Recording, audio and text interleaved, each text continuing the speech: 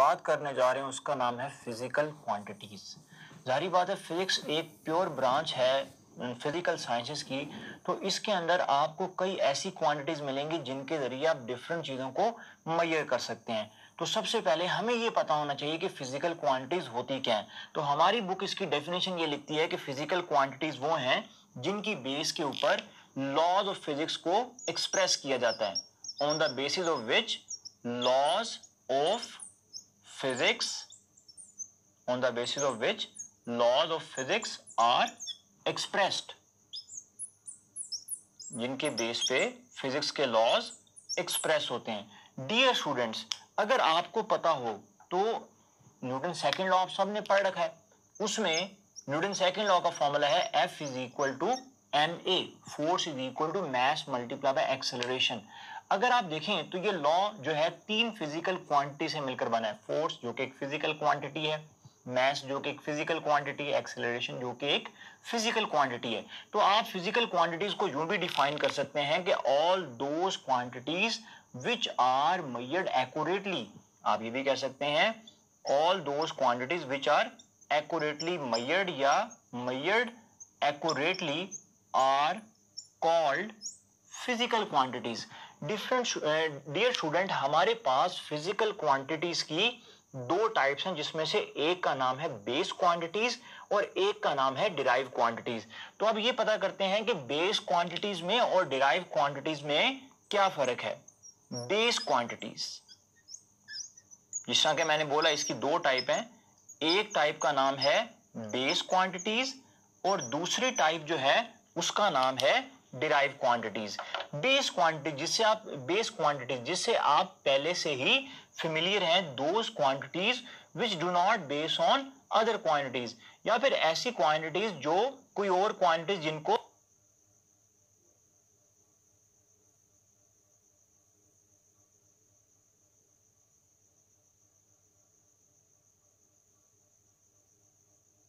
Explain ना कर पाए, उनको बोलते हैं बेस क्वांटिटीज।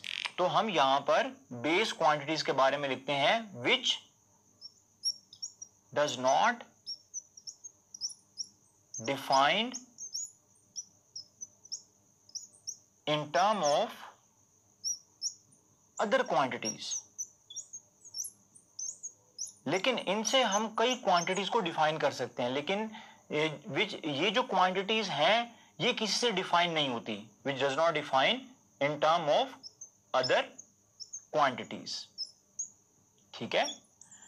और बेस क्वांटिटीज टोटल जो है डियर स्टूडेंट वो 7 है। जिस तरह कि आप देख सकते हैं, लेंथ एक बेस क्वांटिटी है, मास एक बेस क्वांटिटी है, टाइम एक बेस क्वांटिटी है, इलेक्ट्रिक करंट एक बेस क्वांटिटी है, थर्मोडायनेमिक टेम्परेचर एक बेस क्वांटिटी है, अमाउंट ऑफ सब्सटेंस और ल्यूमिनस इंटेंसिटी। ये हमारे पास 7 बेस क्वांटिटीज हैं। तो आपने याद रखना है बेस क्वांटिटीज की टोटल अमाउंट 7 होती है और ये मिनिमम अमाउंट है, इससे ज्यादा नहीं होती। इस तरह डियर स्टूडेंट हम लोग अब चलते हैं डिराइव क्वांटिटीज की तरफ। डिराइव क्वांटिटीज और बेस क्वांटिटीज में फर्क जानने की कोशिश करते हैं। डिराइव क्वांटिटीज कौन सी क्वांटिटीज हैं?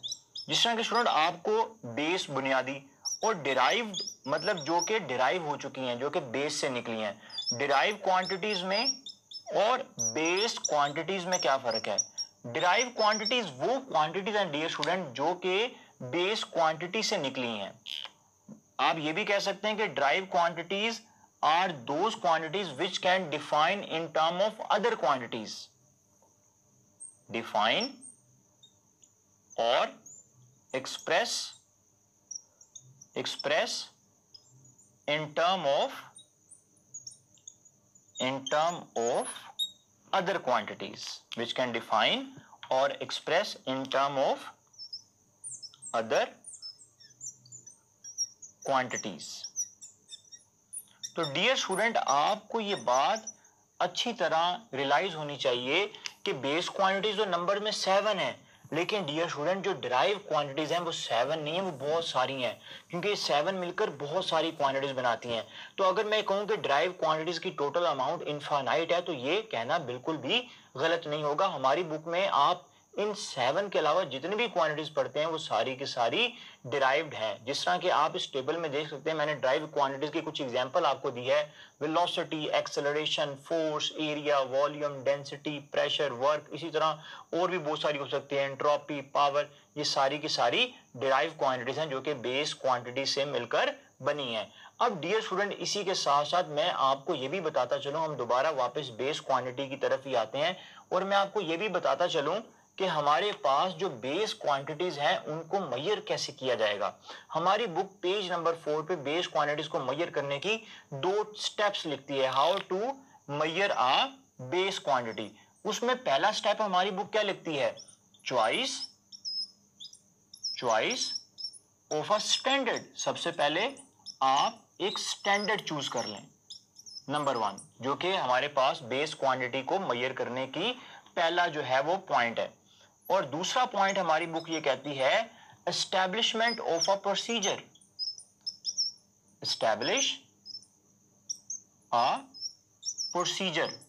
अब यहां पर इसका क्या मतलब है, एस्टैब्लिश अ प्रोसीजर, जो कि आपने एक ऐसा प्रोसीजर बनाना है जिसके अंदर आपके पास एस्टैब्लिशमेंट ऑफ अ प्रोसीजर, जिसके जरिए आप कंपेयर कर सकें स्टैंडर्ड को। आपकी बुक की अगर मैं एग्जैक्ट वर्डिंग बोलूं तो आपकी बुक ये कहती है, एस्टैब्लिशमेंट ऑफ अ प्रोसीजर, जिसके जरिए आप कंपेयर कर सकें उस स्टैंडर्ड को इस प्रोसीजर के साथ। जब आप उस स्टैंडर्ड को इस प्रोसीजर के साथ कंपेयर करेंगे तो आपको इस स्टैंडर्ड के बारे में पता लगेगा कि हमने जो स्टैंडर्ड बनाया है क्या वो उस प्रोसीजर के अकॉर्डिंग ठीक है भी या नहीं। तो अब डियर स्टूडेंट, इसी तरह ये तो 2 हमारे पास हो गए स्टेप्स किसी भी बेस क्वांटिटी को मेजर करने के लिए। इस तरह जो स्टैंडर्ड आपने बनाया है उसको हम आइडियल स्टैंडर्ड तब बोलेंगे अगर वो इन 2 कंडीशन को मीट करेगा। वो 2 कंडीशन कौन कौन सी हैं? किसी भी स्टैंडर्ड को आप आइडियल स्टैंडर्ड कब बोलेंगे?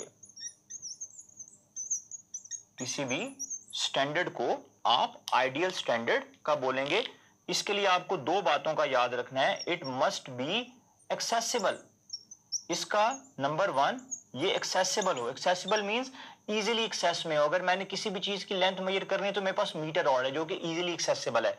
इस तरह आइडियल स्टैंडर्ड की दूसरी जो हमारे पास बुक कंडीशन देती है वो है इनवेरिएबल। ये वेरी ना करता हो टाइम के साथ। अगर 1 मिनट में 60 सेकंड है तो 1 मिनट में 60 सेकंड ही रहेंगे, ये कभी वेरी नहीं हो सकते।